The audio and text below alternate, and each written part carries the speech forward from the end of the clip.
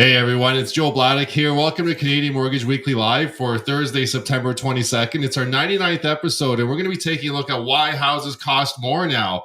It's really an interesting conversation because, houses have been dipping since the high point in February 2022, and it's really going to be something that I'm going to take a look at with you with regards to where mortgages are at and how they're really affecting home buyers. So you're not going to want to miss this episode.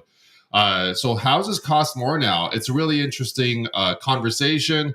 Houses did hit their peak in February of 2022. We had an average house price of over $800,000, which was quite huge.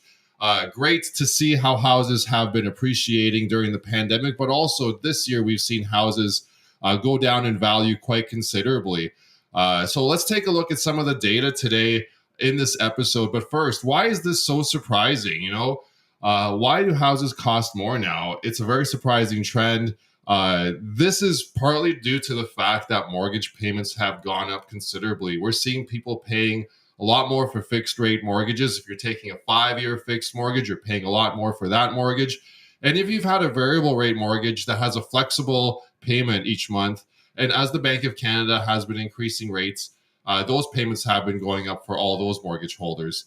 Now, whoever had taken a variable rate with a static payment, you've been in the clear and you've actually held your payment the same. You may have hit your trigger rate recently, which your bank would have reached out to you for. And if you have any questions about that, you can always contact me for that. But it's surprising, right? Houses have gone down in value, but mortgages are costing more, which is some data I'm going to look at very shortly. I'm going to reveal some of the really interesting metrics here on how much interest clients are paying, what the payments are, and all that. So what are people doing because of that?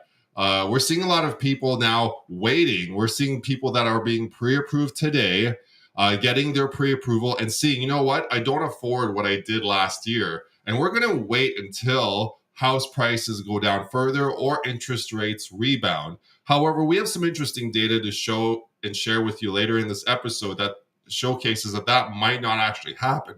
So if you're looking at buying a house, pay attention to this data that I'll be talking about later. But people are waiting. We're seeing people apply for refinances and maybe lowering the mortgage payments simply because the payments are a lot higher based on these interest rates. We're seeing people get pre-approved, not affording what they can, waiting on the sidelines, continuing to rent. So that is really taking a pause in the housing market. It hasn't really paused that much in September, though. We have seen some activity as kids have gone back to school, but not very much. So how are people responding to these mortgages as they are getting them? Well, people are surprised and shocked. People are getting these mortgages and seeing the payments be so much higher than what their friends have been paying in last year and the year before. I actually have been meeting with a lot of couples that are looking to refinance, and they're seeing that, you know what, we bought a house in 2020 or 2021. Our fixed rate's 2.5%, for example, and we need the money to refinance, say to do renovations or buy a business or buy a new car, but we're going to hold off on that. So that could actually help inflation, but needless to say, housing and mortgages have slowed down quite considerably. So what are the financial impacts for people if they go ahead with getting a mortgage today? Well, they're going to be paying a lot more per month. And with that, I'll share with you later in this video exactly how much more per month people are paying. And because of the higher interest rates, you're going to see some really interesting numbers on how much interest people are paying on their mortgages, despite the house prices falling 23.8%. I mean, it seems like the banks always win. I mean, house prices have gone down, so you would expect, wow, payments probably are a lot lower. However, that's not going to be the case, and I'll share that with you a little bit later in this video. So how can people minimize the financial impacts to them as they're getting these mortgages? Well, if you have an answer for that, comment below. But my answer for that is maybe take a lower mortgage, maybe buy a smaller priced home. Or, you know what, a lot of people have been doing, they've been upgrading their home and putting in a second suite unit. And for that unit, they're collecting a rent amount so they can actually earn an income for that unit and offset their mortgage costs. Maybe they're moving family in, or maybe the two families are getting together and paying the mortgage together and splitting it that way. We've seen a few situations like that happening.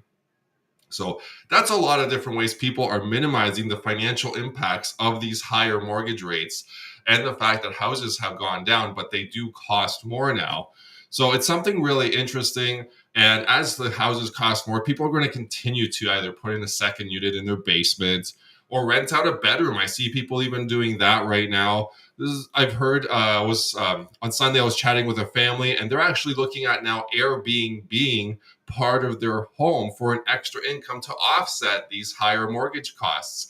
I mean, imagine sharing your home with strangers just to make sure you can make your mortgage payment. Things are really changing right now in this residential landscape. So what's going to happen in the future? I've been asked this question a billion times, it feels like, this year. And it seems like we're looking at a moving target. Everything seems to change all the time.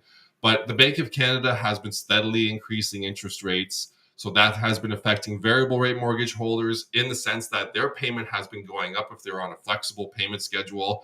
And then for the folks that are on a variable rate mortgage but with a static payment, their amortization has just been increasing. So if you are at a 30-year mortgage, your mortgage is increased to a 35-year mortgage, to a 40-year mortgage. We've actually heard reports of mortgages exceeding now 50 years because of the interest rate hikes and people on a variable fixed payment. And because of that, the bond yield has been going up as well. Now, the bond yield closely affects the fixed rates, and fixed rates have been going up quite considerably. And now if you get a fixed rate today, you're looking at paying around the high 4s or mid 5% for a A-type lender, sort of the lenders that you see on the corner of Canadian streets. So what's going to happen in the future? I think that there's a good chance right now with the Federal Reserve in the United States raising rates yesterday, and what's happening with the Canadian dollar, we have a good chance of Canada following suit just to keep themselves in a good situation economically. The next rate announcement, I'll reveal that in a little bit, but let's take a look at what people should be doing. So I agree. People that are putting in a basement apartment to subsidize their mortgage, that's a really good idea. You're actually increasing the value of your home if you put in a basement legal suite. You'll be able to sell that home for more money because the potential buyer will be able to use that income to qualify for their mortgage. So compared to a different property, say property A that does not have an income suite or property B that does have an income suite, they'll be able to afford more money on the property B with an income suite and therefore be able to pay you more money on that home. So that's one way people are definitely making good headway on these changes. Now, other ways you can get into the housing market right now is if you're a couple with a good income and you have good jobs and low debt and really good credit, we're finding those families are just not able to afford the average price home in Canada right now for the most part. So one thing you can do is ask your parents to co-sign. A lot of parents are coming on as co-signers, either the mom or the dad or both parents. We see also reverse mortgages taken out by the elderly, the seniors, say grandma and grandpa, taking a reverse mortgage, giving the child or the grandchild more additional down payment. So if you're looking at any of those solutions, please contact me and I can get in touch with you to be able to chat with you about how we can make all that work for your home purchase. So that's what people should be doing, and just reaching out to family and asking for that help. If you're looking really to get into the housing market, that's really the only way to do it right now, because if you can't afford anything in your current market, the other option is you can move to a different area and buy in a different city, but that requires uprooting your life and changing jobs and all that for the most part. Now, with all that, I know house prices have gone down, and I want to get to why they cost more money and why the costs for houses have risen despite the houses dropping 23.8%. So let me get into my presentation here. As I mentioned, we're on episode 99. It's pretty exciting to be celebrating 99 episodes with all of you today. Really, really pumped about that. It's been a long time running this show. We are Canada's only weekly video mortgage news podcast here in Canada. So stay tuned. We have episode 100 coming up next week. We'll have a little bit of a celebration for that episode. But looking at the bond yield, we see here that as the bond yield peaked earlier this summer, we have seen a little bit of lagging, but it has stayed around the 3% range. And with it staying around the 3% range, right now currently at 3.291%. Fixed rates have actually dropped a little bit since the summer. So we've actually had clients take advantage of lower pre-approvals since the summer. Haven't dropped very much, but hey, a little bit does make a big difference on the mortgage right now. So if you're looking at getting pre-approved with the bond yield where it's at and you're looking for a fixed rate, it's a good time to do it before rates continue to go up further. All right, so let's take a look now at our next graph here, and that would be, let's see here.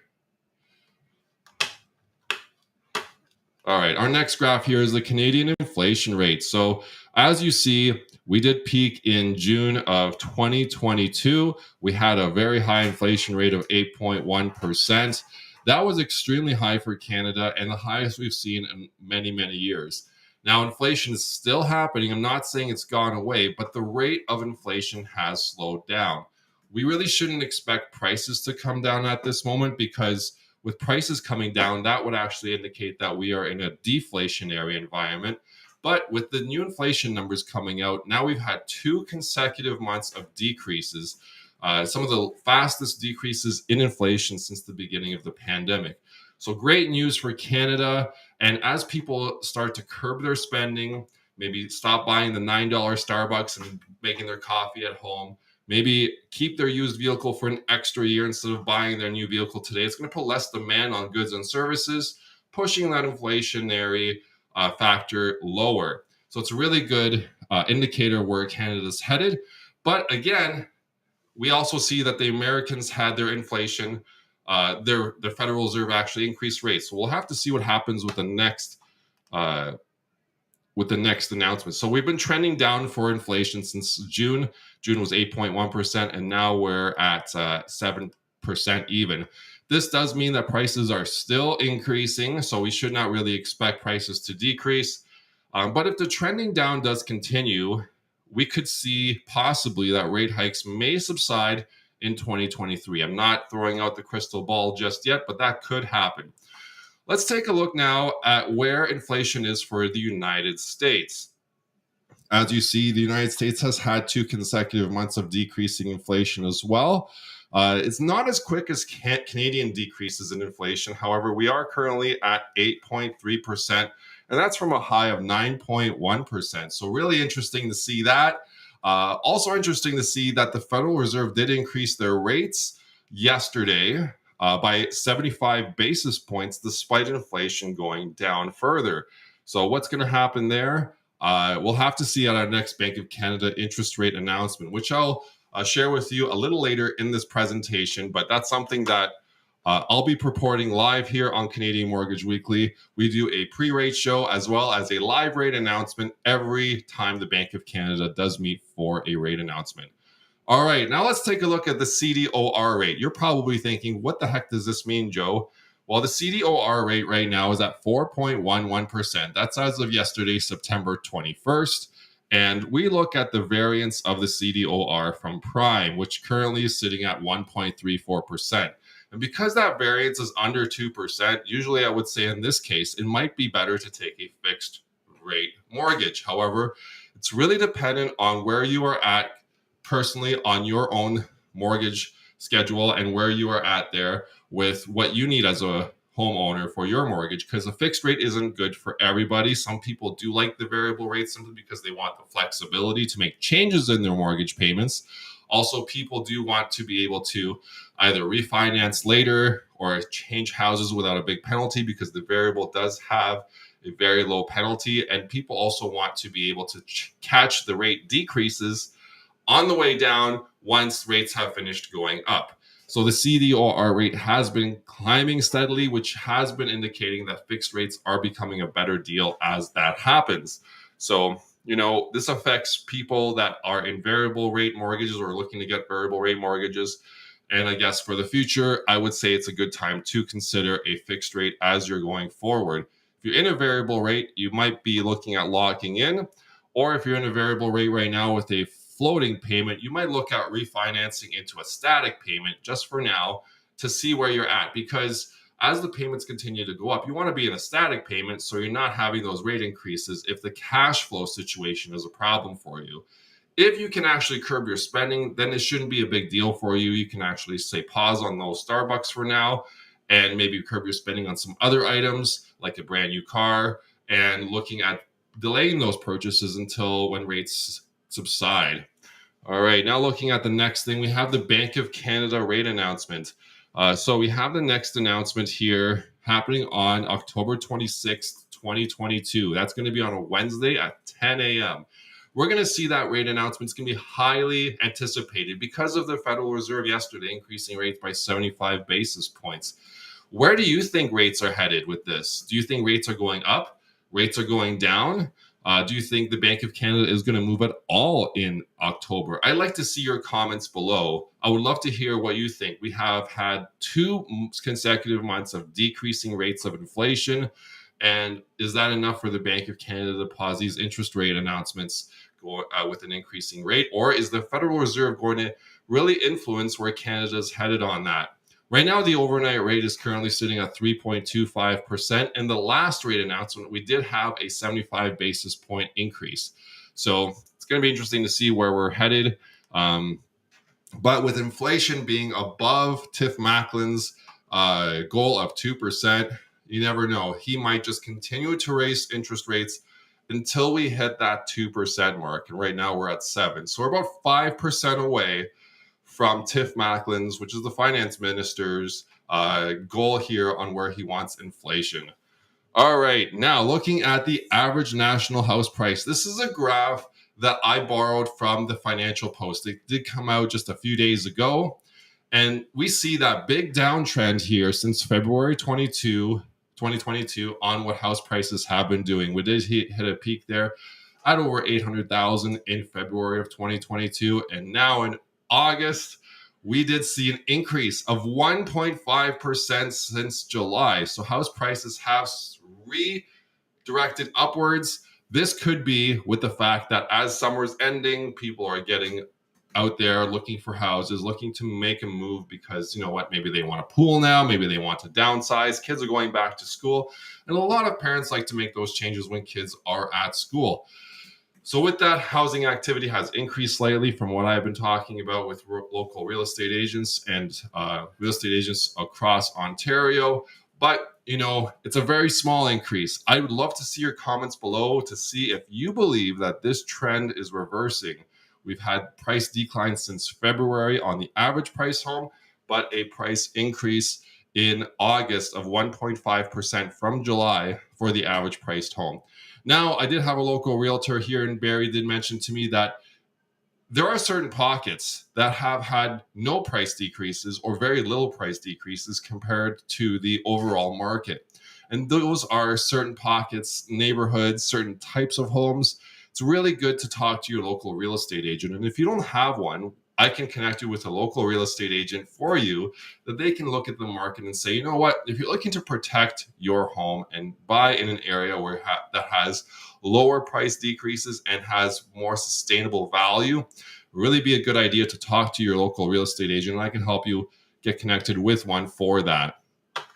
All right, so that's the news on the Canadian average home price. Really encouraging news to see that the average price has gone up 1.5% since July. Now, I hope you can see these numbers here. I'm comparing here why houses cost more now that prices have gone down. It's a really interesting graph here. We see here that I'm comparing someone buying an average price home of $816,720 in February of 2022. Around that time, using a big national bank that you see on the corner of every street in Canada, you'd be able to get a 5-year fixed rate of 2.94% with approved credit. So with that mortgage rate, you see here that your down payment would have to be $163,344, which would give you a mortgage of $653,376. And then your monthly payment would then be $3,071.99. So quite a high monthly payment, but hey, you're buying a $800,000 home and an average price home. And, you know, most people could afford that. We are basing this on a stress tested approval. So, you know, the Bank of Canada did its work to make sure that everyone could afford this payment. Now, the interest paid on this would be $88,768.90 for the 5-year term. Quite a large amount of money, but very, very common. You're buying a house in February, that's your 5-year interest costs over that term of the mortgage. You're locking it in, you're really not going to make any changes, and that's your interest cost. Now, if you're looking at buying today or say last month based on the average home price, you're looking at a average home price of $637,673, which is a little higher than it was in July. So I'm not using last month's figures. I'm using the raised figures. And you're going to be actually putting less down payment. This is the saving grace. To get into the market now, it's going to be $127,534.60, which gets you into the market at a lower down payment by $35,809.40. It's really good to see that. You're getting into the market for $35,000 less dollars. As the house prices have gone down, this has really enabled a lot of people to get into the market, or seems to be able to get into the market at a lower down payment. Now, it's where the rest of the numbers, when we consider those, things become really interesting. So I'd love to hear your comments about what your thoughts are on how the banks are winning in this point here. But you're getting a mortgage, which is a lot lower as well, $510,138.40. But look at this. Your monthly payment is actually more. You're paying $3,140.62 on that lower mortgage, on that lower home price. I mean, what the heck's going on here? You're buying a house at a much lower price than in February. Why are my payments lower? So much higher, in fact, that you're paying $4,117.80 more over the 5 years in mortgage payments. And that's based on a typical 5-year mortgage rate that you can get right now from the same bank that was offering 2.94% in February of 2022. So for interest costs, that's another option where we can take a look at here. And that is showing here a $45,000 increase in interest costs compared to buying in February of 2022. Your interest paid actually ends up being $134,663.04. So looking at that and adding it to also the extra monthly payments that you're doing each month, you're paying $50,000 more in mortgage and interest costs over the 5-year term, taking that lower priced home right now with the lower mortgage and the lower down payment. Really would love to hear what your comments are about this. Do you think that people now are getting a better deal, or do you think people in February got a better deal? I mean, I'm going to have to ask everyone this question here, because putting these numbers together really spells it out for us. So right now, with house prices trending upwards and interest rates continuing to trend upwards, this disparity will just keep growing.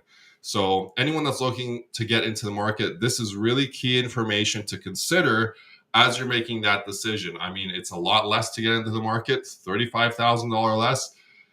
But is it going to cost you more the more you wait? The more you wait for house prices to bottom out, you'll actually be paying way more to the bank. Another case, does the bank always win? In this case, I'm thinking the bank is winning big time. So anyway, that's episode 99 with Joe 𝗏𝗏𝗃 on Canadian Mortgage Weekly. I really appreciate you watching today and would love to hear your comments as we look at our next episode. I love being on this show and sharing this advice with you. If you feel this advice can benefit a friend or a family member or a colleague at work, simply share this video or send this video link to them in a private message, or just comment and tag them below. I would love to hear their comments as well and see what other people are thinking about where mortgage rates are headed, where house prices are headed, and if it's a better deal to buy today versus buying in February. And is it better to wait? Because as you see, looking at the numbers, people are paying more now than they did in February for their mortgage, interest costs and payment costs. So yeah, contact me. My name is Joe 𝗏𝗏𝗃. I'm a mortgage broker based out of Orillia and Barrie, Ontario. And if you're located in anywhere else in Ontario, I do mortgages virtually. We can meet over Zoom, WhatsApp, text, Skype, whatever platform you prefer to do your mortgage for you. And we are able to help you today. And thanks for watching, everybody, for Canadian Mortgage Weekly, Canada's only video mortgage news podcast done weekly. And we'll see you then.